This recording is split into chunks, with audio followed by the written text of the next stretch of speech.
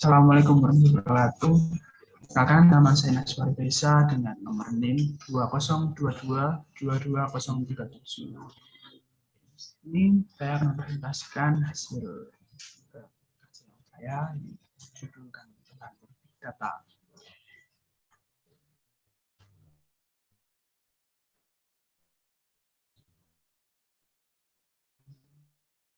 Objektif di sini ada mengetahui tentang generasi manajemen data.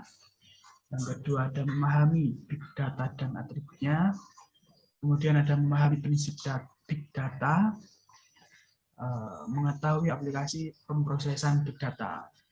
Kemudian ada memahami perbedaan big data dan business intelligence atau BI. Kemudian ada mengetahui pentingnya mengintegrasikan big data pada bisnis. Yang terakhir ada memahami etika big data. Yang pertama kita mengenal dulu 6 generasi manajemen data. Yang pertama ada 4.000 BC, itu ada manual processing, kemudian ada 1800, kita ada mechanical atau punch head card, kemudian ada stored program atau internal record processing, itu di 1960. Kemudian di 1980 ada online navigation shared processional dan non-personal relation. Dan yang terakhir ada multimedia in current world. Itu dari 400 BC sampai 2000.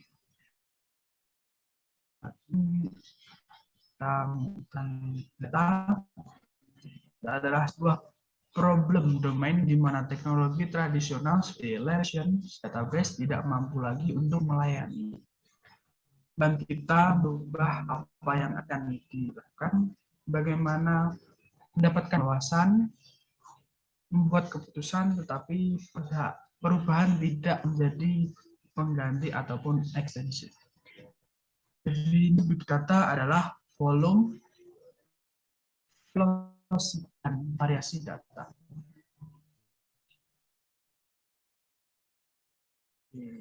Selanjutnya adalah tentang peningkatan penggunaan data, yaitu ada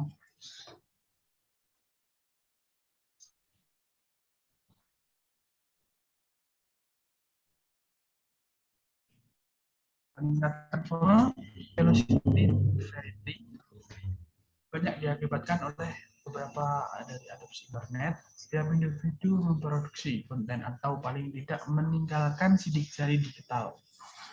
Contohnya ada audition targeting, rekomendasi, sama yang sering kita pakai adalah Google Translate. Ini ada 3 atribut big data, yaitu ada volume, velocity, sama variety. Ini adalah prosesnya dari internet, itu volume dari internet menggunakan RFID, kemudian menuju ke Walmart. Jadi ini adalah proses tentang volume, dan ini adalah proses tentang variety. Kemudian ada velocity, ini adalah dari internet, kemudian dari code menjadi mining, dan kemudian menjadi bisnis antar negara. Prinsip big data sendiri adalah tidak membuang data apapun karena residu tersebut mungkin akan menjadi penting segala waktu. Jadi di kemudian hari akan menjadi penting. Data processing software. Jadi di sini ada 2 pengklarifikasian jenis metode. Yang pertama adalah pengolahan data berbasis batch.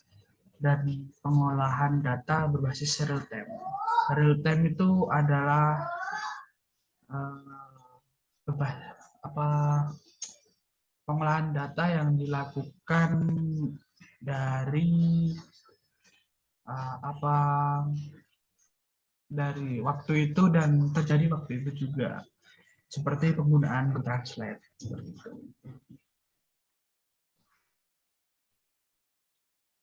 Ini adalah contoh big data processing software dari Google. Google sendiri adalah perusahaan yang sangat besar saat ini. Banyak dari dunia Google sendiri, kemudian Google Play Store, ada Google Play Music, kemudian ada YouTube. Ini ada beberapa teknologi yang sudah dikembangkan oleh Google, yaitu ada Bigtable, kemudian Google Map Reduction, kemudian ada Google File System atau yang sering disebut dengan GVS. Google Bigtable sendiri adalah sistem penyimpanan data terdistribusi yang ditujukan untuk pengelolaan data. Jadi itu terdiri dari beberapa ribuan komputer yang disediakan Google untuk menyimpan ribuan data.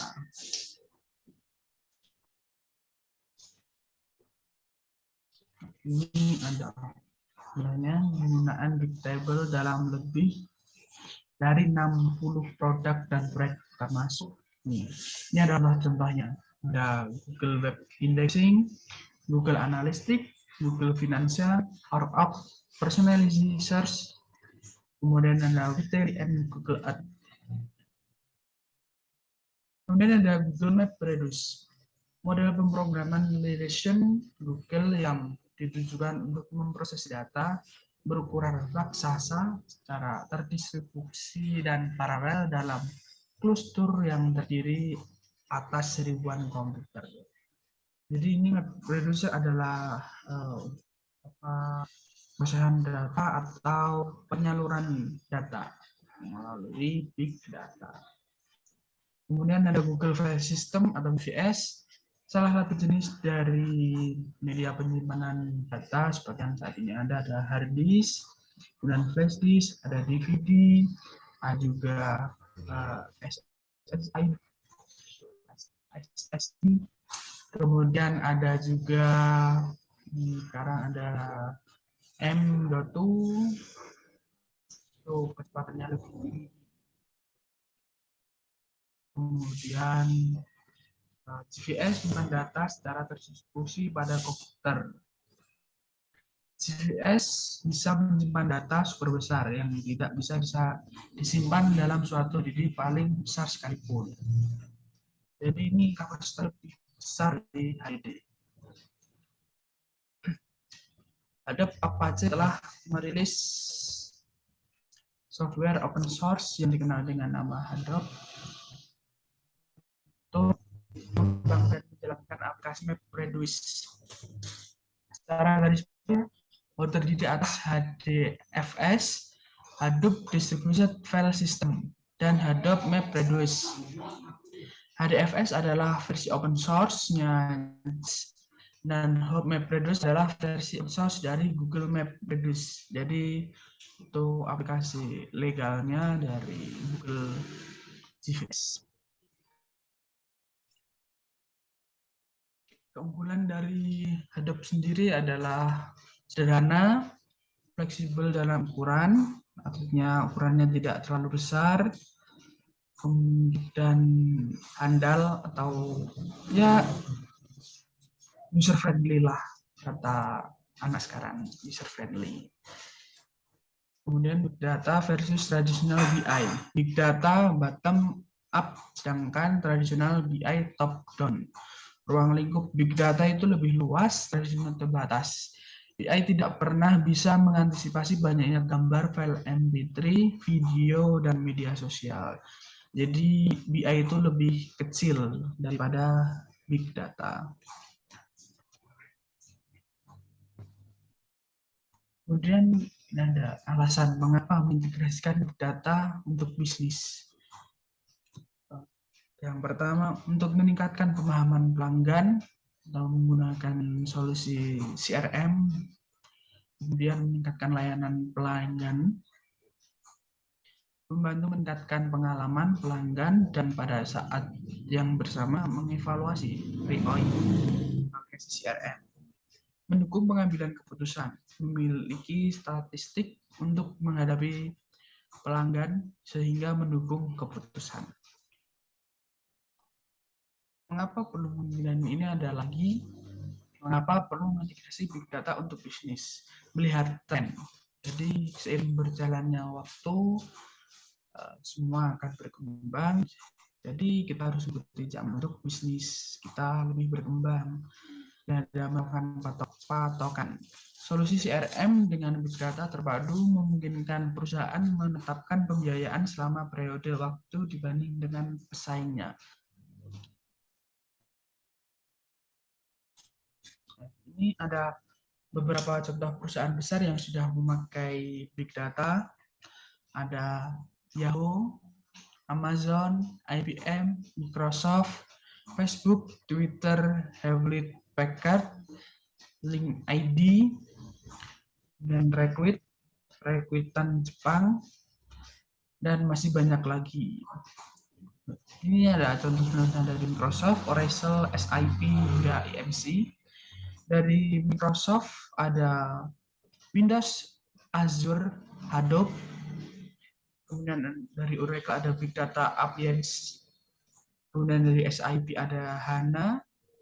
EMC ada Greenplum, Hadoop. Dalam perjalanan Big Data juga ada etikanya. Yang pertama ada privacy edge that, kata lain dari aturan dalam informasi. Private tidak selalu berarti rahasia. Tetapi memastikan bahwa privasi data adalah mendefinisikan suatu masalah dan menegakkan aturan informasi. Aturan tersebut juga tidak selalu mengenai aturan tentang pengumpulan data, tetapi juga tentang penggunaan data dan retensinya. Kemudian ini ada etika big data lagi. Shared private informasi can still remain confidential. Atau artinya berbagi informasi tetapi tidak menghilangkan nilai kerahasiaan dari informasi tersebut. Setiap data atau informasi yang dibuat dan di-share tidak berarti bahwa nilai kerahasiaan pada data tersebut bisa dilihat oleh banyak orang. Artinya itu hanya tertuju pada orang-orang tertentu. Jadi rahasianya pun juga tidak tersebar luas, masih terjaga nilai rahasianya. Kemudian ada big data request transparansi, atau big data akan berpengaruh ketika penggunaan sekunder dari set data yang menghasilkan prediksi baru dan kesimpulan. Oke, jadi big data itu bersifat transparansi atau bisa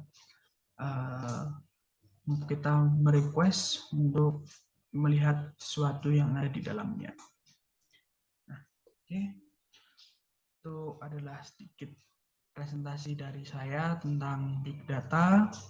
Kurang lebihnya mohon maaf. Sekian. Wassalamualaikum warahmatullahi wabarakatuh.